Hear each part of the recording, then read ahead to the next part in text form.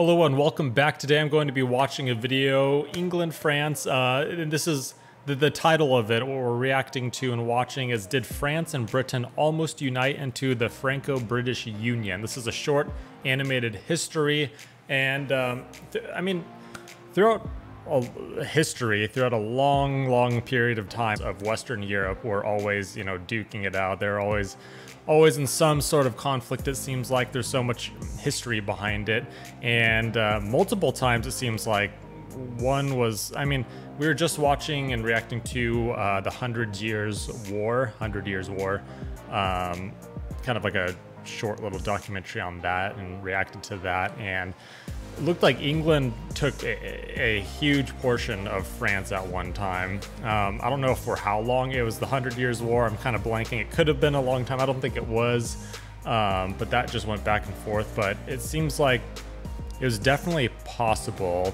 maybe a couple times throughout history, to have this Franco-British Union kind of created. So this is just very short. This is by History Matters. Yeah.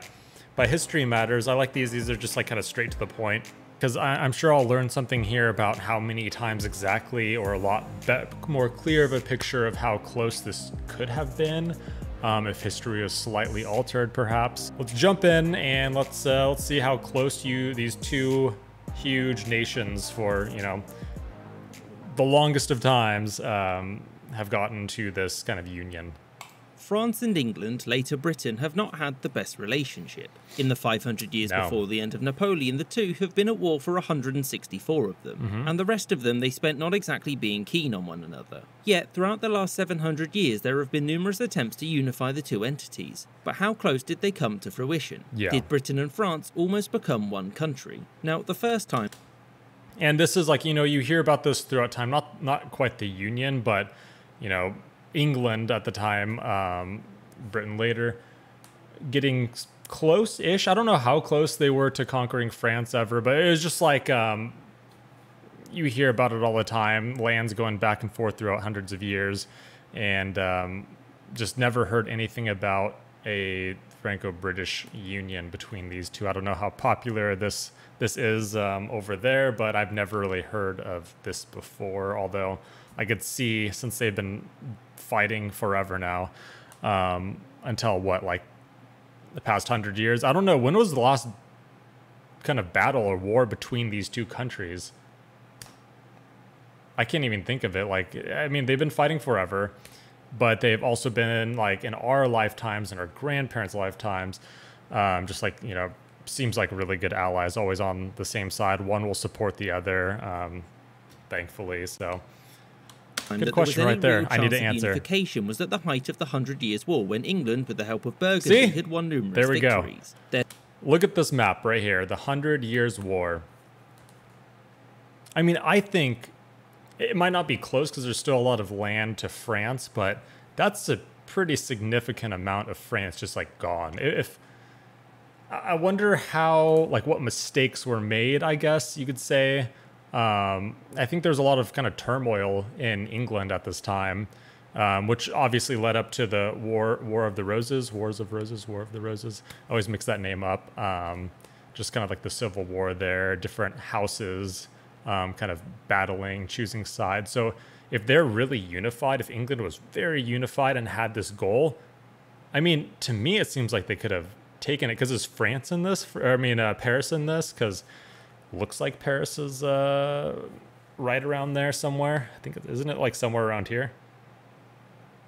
Maybe it's a little lower. I think it is. So just a thought. Let me know what you think, please. That'd be interesting. Their success peaked in 1422, when the child King Henry VI was crowned King Henry II of France. Now, Henry didn't control all of France, and with the help of a certain Joan of Arc, France won the 100 Years' War and the English were pushed out. King George III was the last British monarch to formally claim the French throne, since he renounced his claim in 1801 when Great Britain was merged with Ireland. So it was in 1940 that the most famous attempt to unify the two came about. This happened after the Allied front line collapsed and France was on the brink of being conquered by Germany. Naturally, everyone was panicking, and so the British made a proposal. Both nations and their empire should unify into a single entity. the Franco-British Union. A new That would've been constitution was wild. going to be drafted, which would unite some of the organs of government. Never Defence heard and of this. foreign policy would be conducted from London, the nation's new capital, whereas the new nation's finances would be administered from French territory. What was left of it, that is. The British Yeah. and French parliaments would, as a stopgap, have to both pass the same legislation for it to come into effect until they were merged. The positions of each of the head of state would be extended to the other, meaning France would have a king again and Britain would have a president. Beyond this, there weren't many concrete plans Interesting. because everyone was panicking about the war and France surrendering. Also, as a side note, it was expected that the other states that had fallen to Germany would also join this union too, so it wouldn't be France and Britain for long. In the end, these proposals never went anywhere because whilst prominent politicians on both sides favoured the union, many Frenchmen didn't want to sign their country's existence away.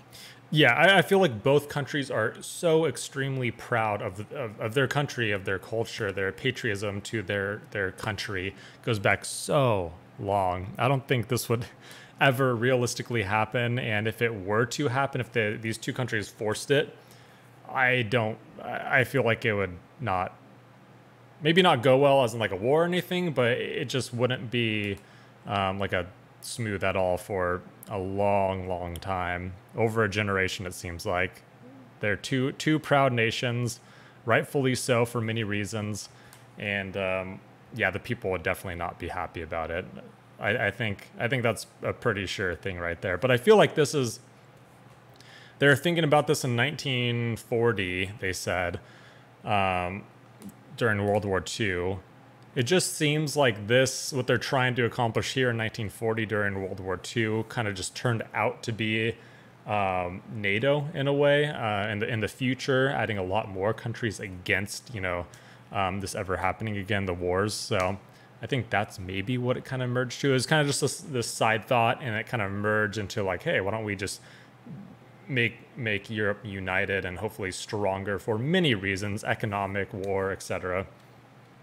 Many of them felt that they were being forced to wrong. choose between military submission to Germany or political and economic submission to Britain, and they chose the former. The next and final time many politicians attempted to merge the two nations was in 1956. After the Suez Crisis, which saw Britain, France and Israel invade Egypt to prevent it from seizing the Suez Canal, was an absolute failure, the two powers became desperate. It was an international embarrassment, and it looked clear to both that they were now firmly junior partners to the USA. If they were to protect their crumbling empires, something would need to be done. As such, Guy Mollet, the French Prime Minister, proposed the Franco-British Union to the British Prime Minister Harold Macmillan. The plan was that both would unite into a single nation, with Queen Elizabeth II taking the title Queen of France. This government would be devolved, and both would maintain separate budgets, but their armed forces and empires would be merged. And it was hoped that the two combined would act as a third pillar in the Cold War. This time, discussions didn't go very far. Macmillan said no. And the reason was that there was literally a 0% chance that the British or French publics would have gone along with this. Yes, Macmillan was exactly what I was personally saying. against the Union and preferred for a new European Economic Union to counterbalance the USSR and the USA, which did happen and to which Britain wasn't invited. After this, both nations would remain separate, and the Franco-British Union would go down as a curious idea brought up when both nations faced a crisis. I hope you enjoyed this episode, and thank you. That was a lot of information right there, and sorry, a lot of talking from my end. I just like kind of guessing where things might have gone or have gone. They work together a little more. I know the UK is not in it anymore. I don't know. They're kind of in this gray period where they're still a part of it. I don't even know if Brexit even like went through officially, like 100% yet. Maybe it's another thing that I'm just not sure of. I just knew it happened a couple of years ago.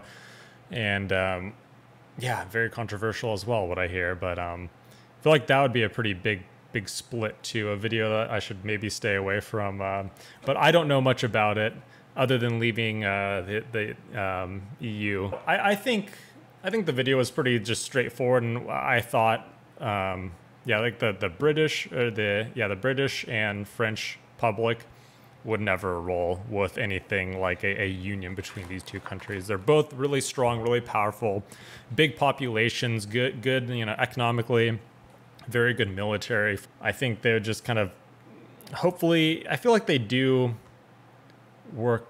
It's working out really well how it is right now. That was a good video though. I liked it. Once again, history matters, a good sharp channel.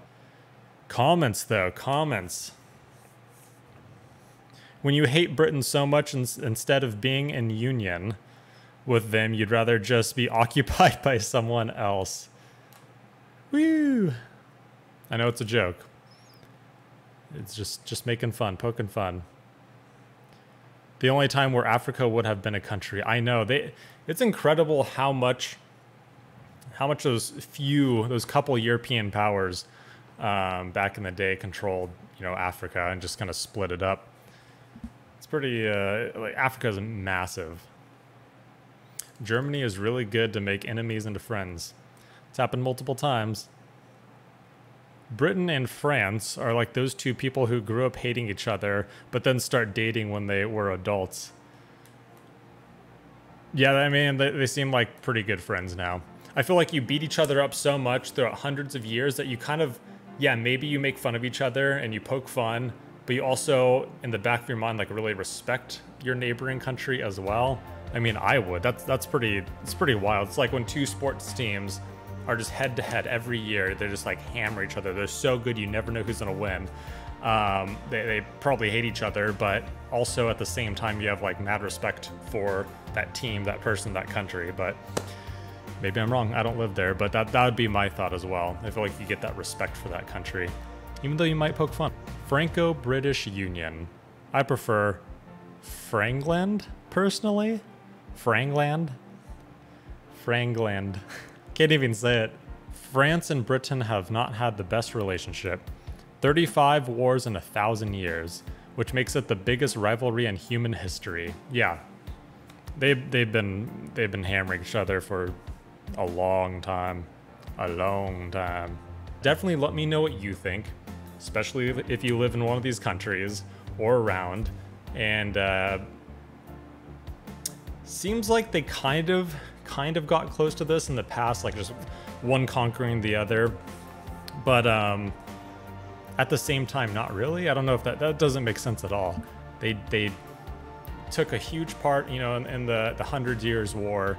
They took a huge part of France, but I just feel like that would just never happen. I can't even imagine that in my mind, because so many times throughout history this would happen, and it would always go back to the way it was, just eventually, somehow, always.